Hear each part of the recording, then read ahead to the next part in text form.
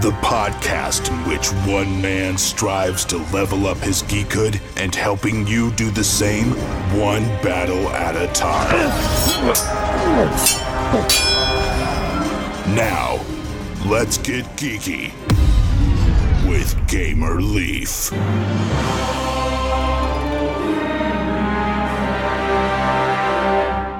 So you have a new game on Kickstarter, Rob. What can you tell us about it? Well, it's called Cauldron, Bubble and Boil, and it's been in development since around 2012. I first brought it out in 2012, but because of family emergencies, I had to postpone the campaign. And since then, I've been refining and polishing the game, and decided that this was a good time to bring it to market. Cool beans. What makes it different than other games out there, especially on Kickstarter? I noticed another Witch game. I don't know that went to Kickstarter, but my game has to do more with memory and also hand management, planning what resources you will need in the future, and then also trying to score points through some other sorts of methods like casting of certain spells, growing and harvesting a lot of gardens. So it has a lot of different approaches to victory points. okay, so it sounds like there's a lot of choices. I'm told I suffer from analysis paralysis. Is this game going to make more people hate me as it might hate me for what I'm going to do? I don't think so, because at a certain point, when you look at your cards, you have to decide, okay, am I going to use them as a garden? Or am I going to use one or more of them as a spell? Or am I going to save this card as a recipe for the end of the game? What I find most people try to do is they try to remember everything that they have in their cauldron. But pretty soon, they realize they can't. And then you just have to go on kind of hunches. Like, I think I have a lot of green cubes in my cauldron, so I'll make this recipe because it requires green cubes. And as soon as people kind of let go of that moment when they're like, I don't know, and just kind of start playing by their gut, I think then that sort of analysis paralysis really relaxes in the game. Well, there you go. And yeah, I noticed that on the video and whatnot. Is that pretty much what you're doing? Like you're putting cubes into a cauldron then? Is it all cubes or will there be other like maples or different things that... When you cast spells in the game, you can acquire something called corruption. And these are black discs that you put the discs in to the cauldron as well. And then at the end, when you dump out your cauldron to make your recipes, that corruption will destroy one of your cubes for each disc. So if you've cast a lot of spells, you might think you have enough ingredients to make your potions, but actually you overdid it with all the spells, and then you're not able to complete all your potions. Okay, cool. And so what's the purpose? Like you said to get victory points. Am I trying to cast more spells or make more potions or what am I trying to do exactly? But ultimately, narratively, you're trying to kind of become the leader of the coven by brewing the best potions. But there are kind of ways to do that. Actually brewing the best potions, or if you manage to kind of curse your opponents enough to where they're not able to brew as many potions as you, or as good as potion as you are brewing. These sorts of things can determine how you're going to win, if you win. Cool. Why did you guys take the Kickstarter route? Well, for an individual developer like myself,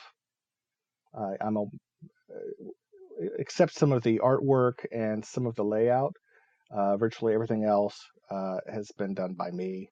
I'm a one-man show. So it just seemed the most logical path to actually getting the game published. So why should, out of all the games out there, especially ones on Kickstarter, why should somebody take a chance on Cauldron, Bubble, and Boil? Well, I obviously I'm biased. I think it's a great game. And certainly everyone I've showed it to, I've been playtesting it. I've been taking it to cons. There are 6 different reviewers on the Kickstarter page that have taken a look at it, and they have all sung high praises for it. If you want to support kind of innovative, interesting game mechanics and supporting indie designers for quirky, kind of charming little games, then I think I'm a good candidate for that. Now, if you want, 20 pounds of plastic miniatures, don't back my game, because that's not the kind of game that I make. Not that there's anything wrong with games that have 20 pounds of plastic miniatures, but this is not one of them. So when I go pick it up at the UPS store or whatnot, it won't throw out my back? No, it will not throw out your back, exactly. Well, that's great. And was there an inspiration to making this game, or how did you come up with it? I think it was 2011. I was walking through a craft store at the end of Halloween season during the markdowns after the holiday. Yeah, the best time to go Halloween shopping. Exactly.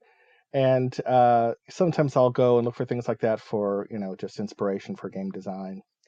And I stumbled across a couple of these little cauldron containers, for you to put candy in, Uh-huh. And I said, oh, that would be interesting to use that as sort of a bag mechanic where you have to put ingredients in and then try to remember what you have for the end. And then from that grew this sort of idea. And I said, you know what, that's kind of fun. So I started playing with the sort of mechanics, and then became kind of obsessed with this game and working on it at the detriment to all my other games. So that sounds really cool. Is there other games similar to this? Because I don't think I've ever heard of that mechanic, but I'm new to gaming. There's certainly games that have a bag mechanic where you don't know what you're going to get when you pull it out. Uh-huh. But usually when I think of those, like there's a game like Village where you're putting your villagers into this bag and then you're pulling them out. With this, there's this other mechanic of you're trying to save what you're going to need for later, but in order for you to take shortcuts, you also have to kind of hurt yourself, and then you just have to balance that. And then some people just decide, forget it, I'm not going to do potions. I'm just going to be that really wicked witch and try to score a lot of points that way by casting lots of spells. So yeah, so there's a lot of different approaches, and I've seen games that have been very friendly games where no one ever bothered each other, and then I've seen games where it could be a little more kind of confrontational. War? Friendly war. Cool. So when this funds, I know you don't want to overpromise and underdeliver, but when this funds, when do you expect people might get their games? October 1st. No, there you go. Halloween. Yeah, no, it would definitely be in the beginning of the next year. Probably January is what I've promised, and because about 90 to 95% of the artwork is done and the layout is done, Mm-hmm. Because there's not a lot of other sort of components to have to figure out, like miniatures and these sorts of things. I think that it would be certainly likely to get it out by the end of January. Cool. Knock on wood. Right. There you go. But most definitely, they should be able to play this next Halloween of 2018, probably. Oh, yeah. And you talked of other games. So what's next for y'all? Well, we have a couple of other games in the hopper. When I say we, of course, I mean I. Yeah, the Royal We or whatever. The Royal We, yeah. The next one that I have is a smaller game, and it's sort of a filler. It's a card game where you're all jewel thieves, and you're all trying to you've stolen the jewels, but you're trying to lie low until it's time to escape town.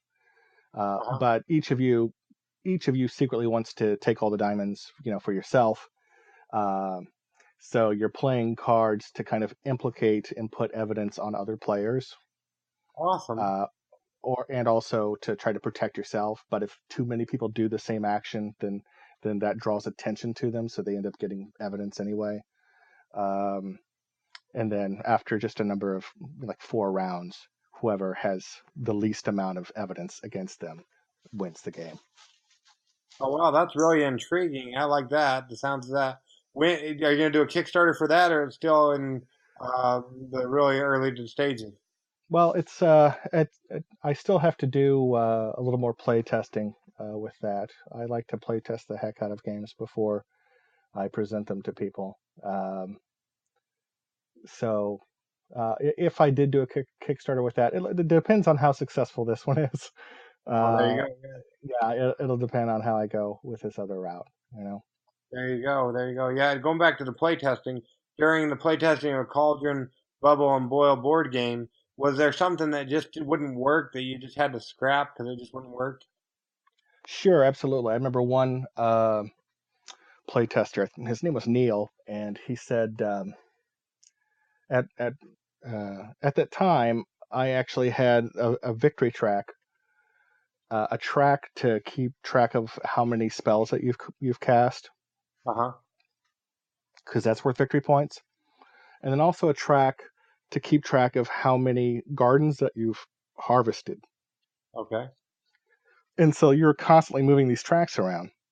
And he said, this is really kind of tedious. Why don't you just get rid of one of the tracks and use some sort of token? So you just collect the tokens. And that was kind of an aha moment. It never even occurred to me, right? I was too busy thinking of these different tracks and moving these tracks back and forth. And so then I tweaked a few things within, and that just made the game flow a lot quicker, a lot more seamlessly than before. Well, there you go. There's another instance of playtesting working out. Now let's talk about the part of this game that you're most proud of, Rob. The part that I'm most proud of. Well, I'd have to say it's the more subtle layers that sometimes people don't catch on right away, and after multiple plays, you start to see some of the costs and benefits of activities. For example,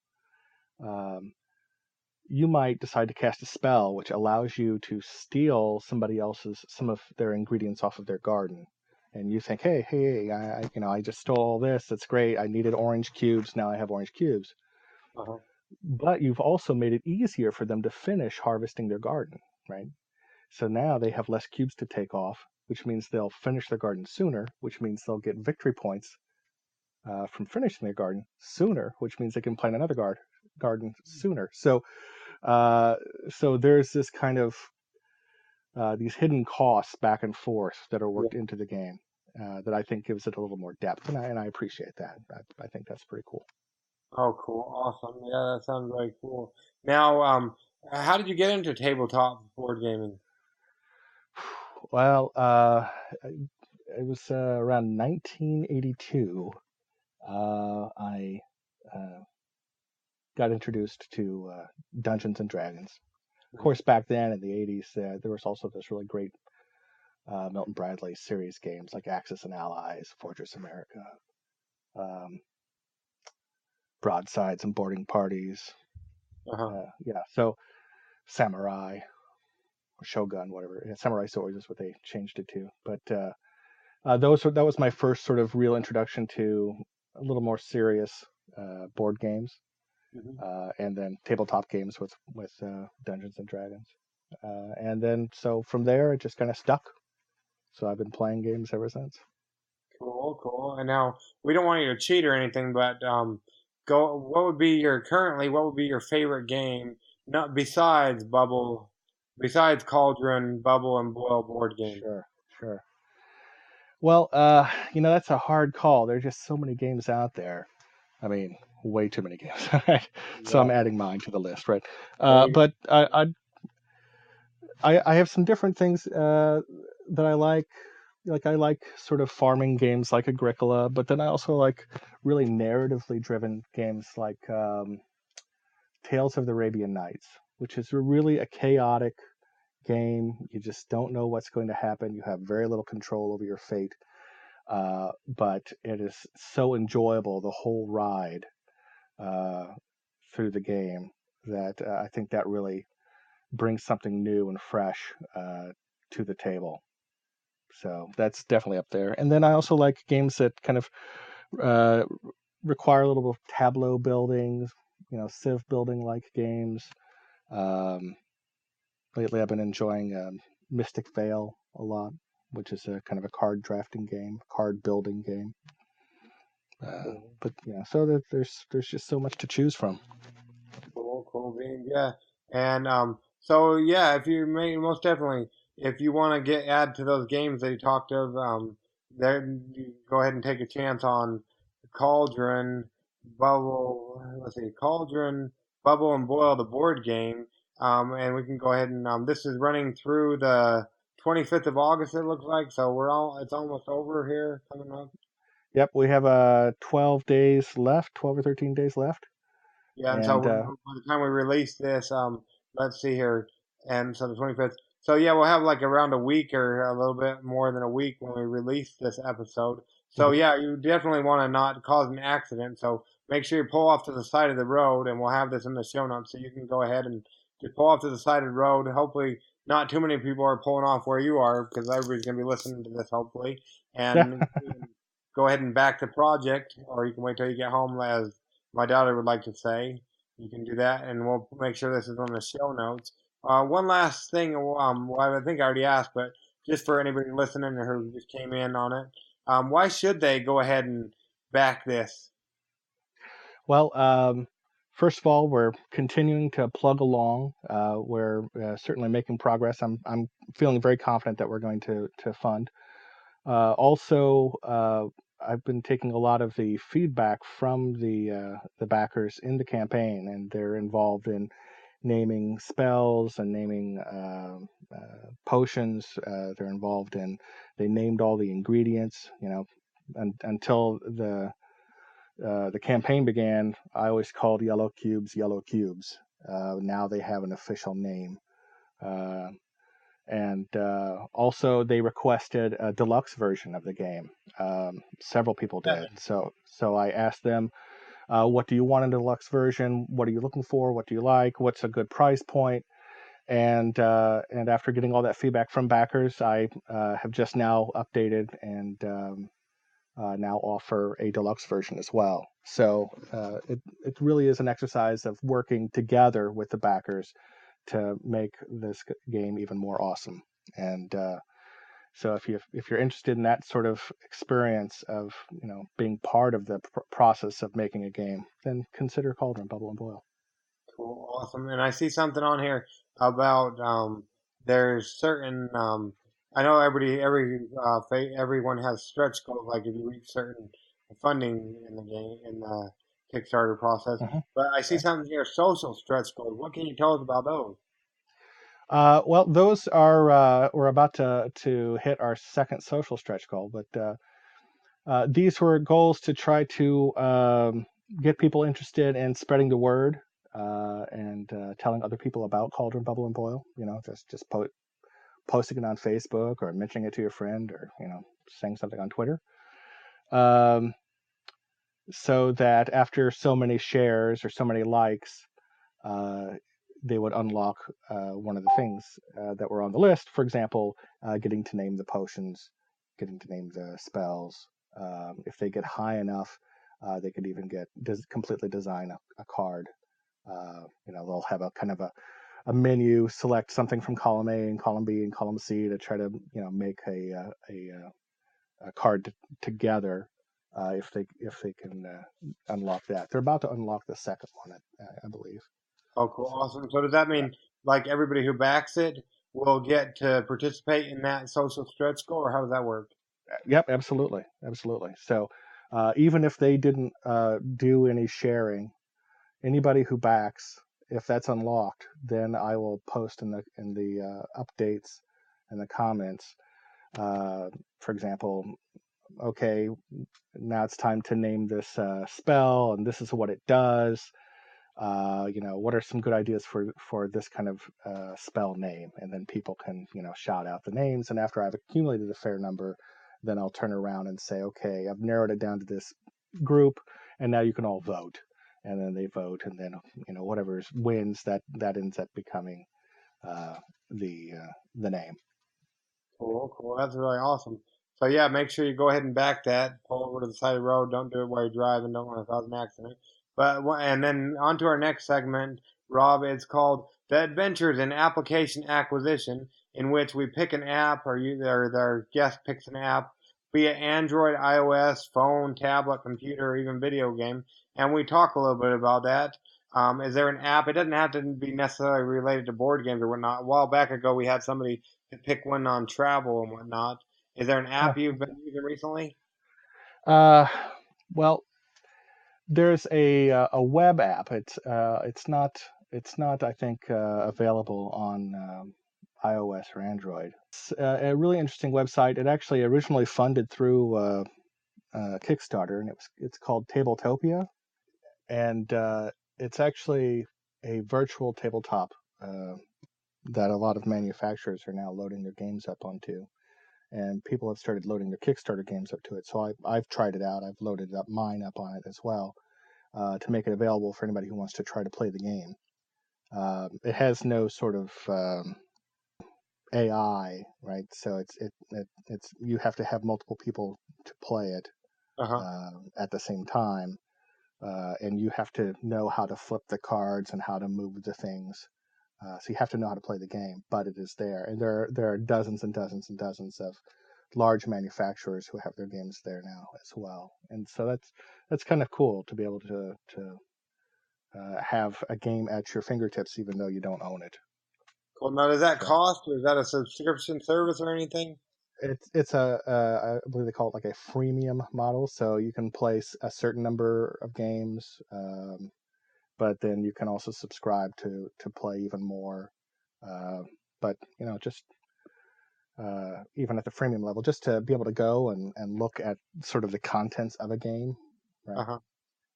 It's kind of nice. Even if you're not actually holding it in your hand, you can look at the cards, you can see what's inside a game. That might make it really nice for people who want to play those 20-pound cardboard games, 20-pound maple games you talked about.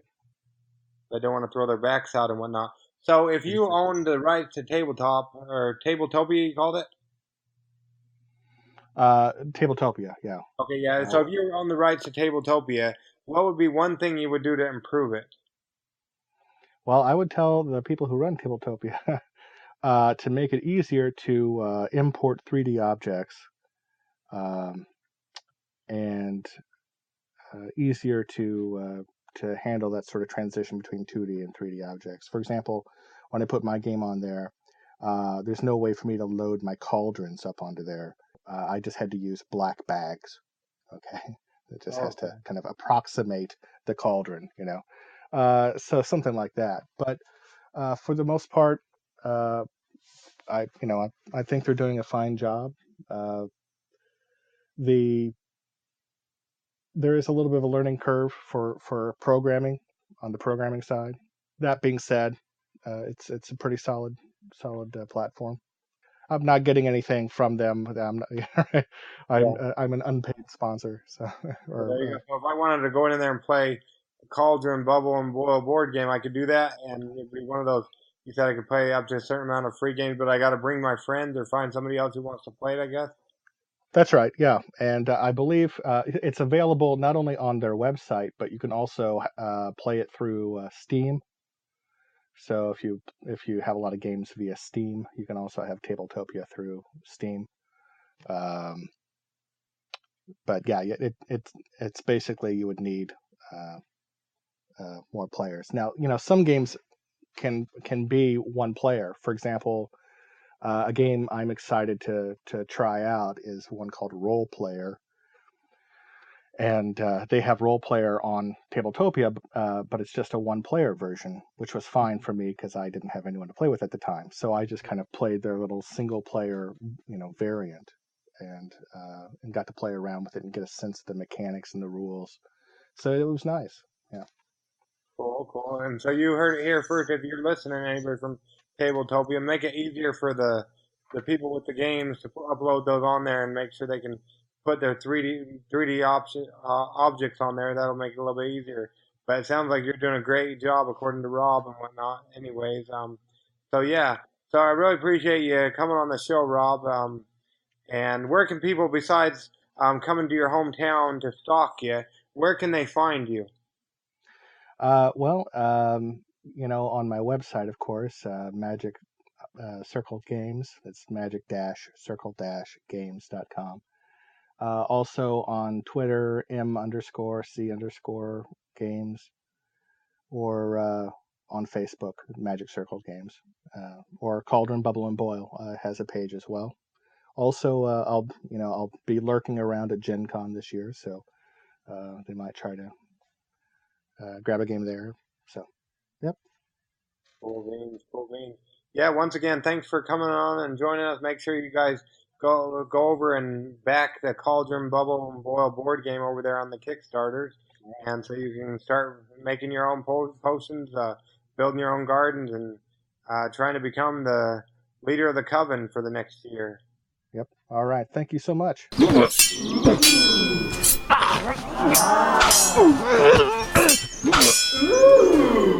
I just wanted to take a moment of your time and let you know about a great new game that's going on over at the Kickstarters. It's called Head Chef, and it is by Peter Cricholia. And let's tell you a little bit about it. It is Head Chef, the tabletop card game of food, fame, and fun. Who doesn't like food?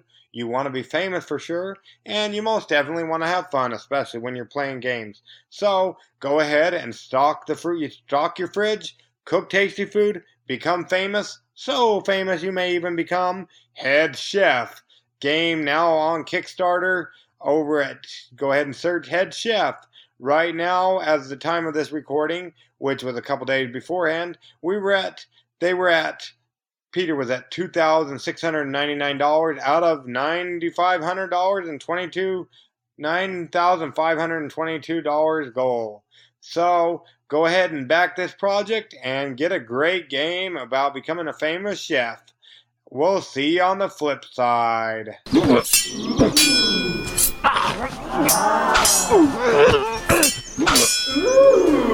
Hello, this is Getting Geeky with GamerLeaf at GamerLeafGo.com. It's like Pokemon, except it's GamerLeaf.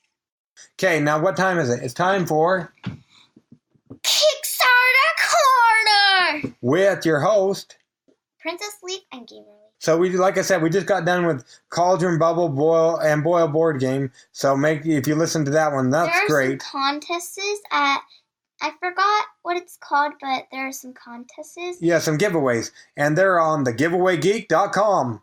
And you can get even Star Wars, a pack of Star Wars. Yeah, Star Wars. Yeah, there's a Star Wars, the new Star Wars game, and expansion. And also, that's coming out. And then, so we have Blood Rage. Yeah, you can win one of 2 copies of Blood Rage. And we can maybe give you ours if that's fine with Mom. No, we're not going to give our copy away. You can get one on the giveawaygeek.com. Now, let's go ahead and get on with it, Princess Leaf. What games are we talking about today on the Kickstarter Corner? Dawn of the Archmage. It's 2 to 4 player game of miniatures, mages, and monsters. It's easy for little kids also. Battle with monsters in the glorious gladiatorial combat for the right to be an archmage. Now, we just listened, and we forgot to tell you, but last week we talked about this one. So you probably, if you haven't caught it, go back and listen right away so you can learn more about it and the creator. It's easy to teach and learn, quick setup, and tear down, high player intentional interaction, and low downtime. Also, if you want to, you can bring your kids onto this because there aren't really games that kids can play. Yeah, so hopefully your kids can play this with you. I know if we get it, we will play with our kids because that's what we game with. Get it. I don't know about that, Princess Leaf. You have to there are 15 days to go, and you have Yes, so 15 days to go, but it's going to be different. Wednesday, August the 13th. Wednesday, August 30th. And it's at 8 p.m. Mountain Standard Time is when it ends, so make sure you go and back it. So Okay. probably in Utah. And yes, if you go to thegiveawaygeek.com, the Dawn of the Archmage, the creator Dave Killingsworth is doing a giveaway of 4 of his previous published games. Maybe you can win them in a competition. Or a giveaway. Now, what else do we got? We got Magic of Legends. By Hank, first created. And this is a cooperative adventure game. For 1 to 4 players with amazing detailed miniatures. Fight with your team in the magic world. And in the video, it just shows the characters. Yeah, but you have to, a lot of them are doing on Wednesday, August the 30th, 2017. But this one is 9:26 a.m. Mountain Standard Time. Yeah, so you want to get this one, back this one, and then go back the one by Dave Killingworth afterwards. You're probably going to get a lot of them if you try to do it on August the 30th, because a lot of them are doing it on August 30th. Yes, and reminder, you can win. So if you go ahead and back this, you can also go over to the Giveaway Geek, and you can maybe get 4 copies. One of 3 copies are given away, so you back it, and then you can get one and give it to a friend, huh? No, keep it. Well, then you'll have 2 copies if you back it. Remember that? Now, remember what else do we have? We have The Rise of the Exiled. That's another game. Let's see what we have here, just so you can know. I don't know. He went into his Kickstarter, Getting Geeky with Game Relief. You can check out our area, and we're going to post video podcasts is on Friday, Monday, and Tuesday, and Wednesday. No, Monday, Wednesday, and Friday. Do you remember what they're for? What they're called? Fridays are Family Fun Day, and I forgot that. Family Fridays, Wishlist Wednesdays, and something RPG Mondays. But you got to go to our group. Join our group over on Facebook, and you can help us know. And you can also watch our videos on YouTube, and there's a weird one with Dad. Yeah, we don't have videos yet. We have a couple podcasts in our Kickstarter video when we first did it. But tell them where they can go to find our group on Facebook. You can go to Gamer Leaf's group of gamers. And then you can help us name the RPG Mondays, and there might be a giveaway in regards to that. Yeah, we have some games to give away. So please subscribe to our YouTube channel, and yeah. Yeah, so there's that. Now back to what we were talking about a minute ago. What were we talking about? Rise of the Exile, remember that? Welcome to our world of magic and mystery. Our story starts in the city, a hub of trade and wealth that governs all life within the realm. But our tale is not one of joy or peace.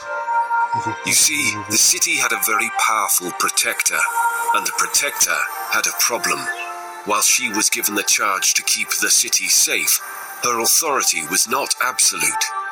It was the masters, leaders of various factions within the city, that posed the greatest threat to her rule and her city. So, the protector formed a coalition, bringing together powerful allies to support her cause. In the name of keeping the city secure, she would purge the world of any who opposed her. Only masters aren't easily defeated. The Order of 1,000 Doors was not beaten, only hidden in the mountains to the east. There they waited, preparing their blades, sharpening their aim, and lurking in the shadows. The Netherwalkers did not stay dead, but were resurrected in the Ashenlands to the south. There, they called forth vengeful spirits, summoned fiends from the abyss, and raised their fallen to walk the earth again. The sages of the Venery were not burned, but became one with the forest to the north, spreading vines through every forgotten path, summoning allies from the air and skies, and joining forces with the creeping corners of the earth. Thus began the rise of the Exiled.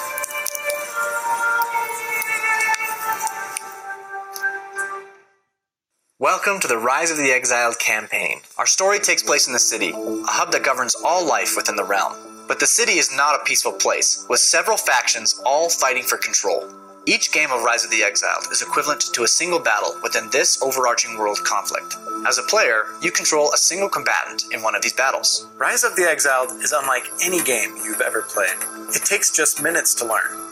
2 to 12 players can play at the same time. Games are fast-paced, fun, and can be completed in 5 to 10 minutes. The gameplay of Rise of the Exiled is simple. Players are separated into 2 teams, and character cards are put on the table next to their teammates. Once all players are ready, everyone uses their individualized weapon cards to attack simultaneously. And this is where things get interesting. Attacking in Rise of the Exiled is done with nothing but a simple flick of the wrist. Combat in Rise of the Exiled is based around clear plastic throwing cards. If your weapon card overlaps with an enemy's character card, damage is dealt and hit points are removed. After attacking, players move and use abilities. Play continues in this manner until only one team is left standing. Please support our project so we can bring this unique concept to your gaming table.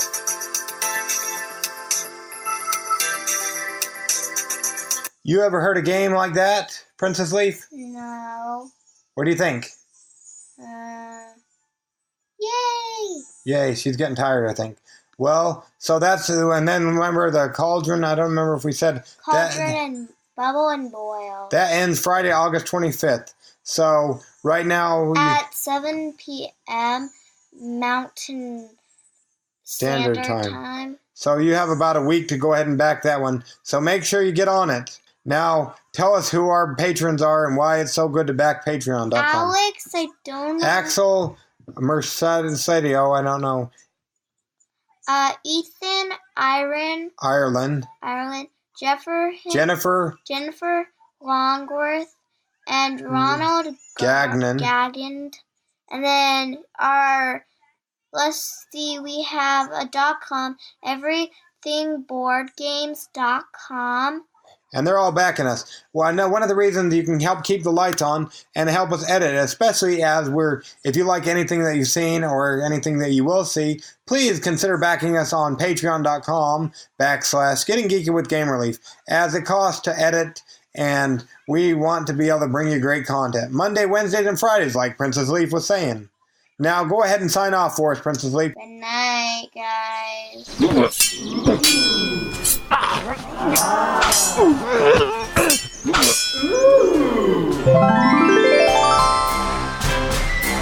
Gamer Leaf levels up. Tune in next week to see if Gamer Leaf's luck holds up.